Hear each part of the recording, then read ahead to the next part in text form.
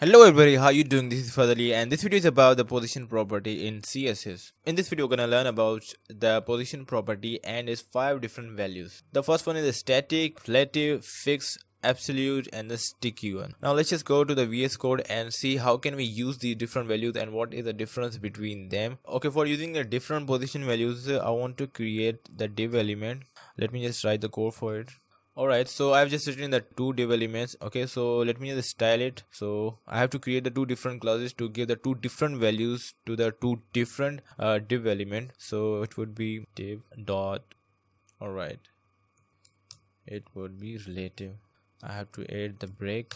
Now I have to use the classes into these elements. Class would be static here, and class would be, yeah, now it's working. Okay, now I have to show you the difference between both of these values. Okay, so I have to use the value position. Okay, I have to tell you one thing here, that the default value of the position property is the static. All right, so you got to remember this point. So I'm gonna use the static here, and here I would be like to use relative.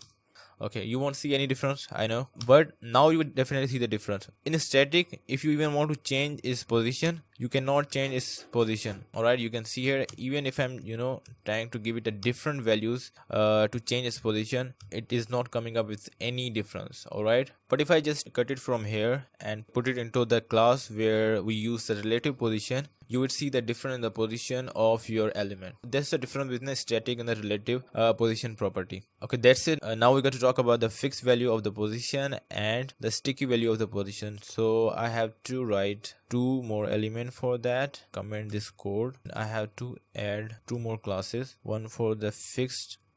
Let me just copy this thing. Okay, the sticky one, fixed, sticky. All right, sticky. Now I have to provide the value for the position property. That would be fixed and in sticky.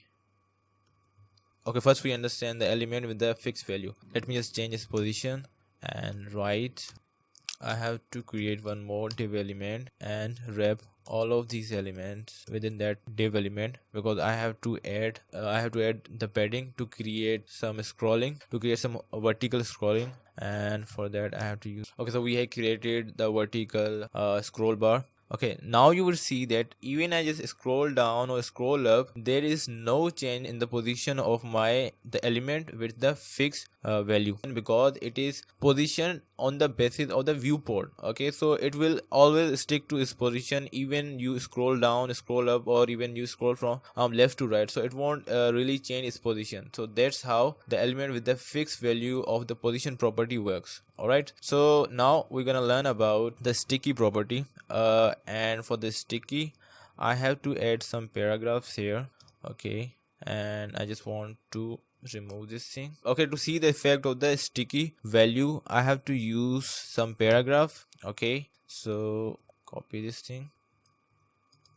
Now just let me style my, okay, that would be fine. Yeah, okay, now it looks fine. So now you would see the effect of the sticky value. Okay, I have to add some more paragraphs. Okay, all right, so I guess I was making a little mistake here, that I had to give it a position. Okay, I haven't defined the position of my sticky element, that's why it wasn't sticking to any position. So the position would be 0px. Now it will definitely stick. It's working now. Okay, so this is how the sticky element work.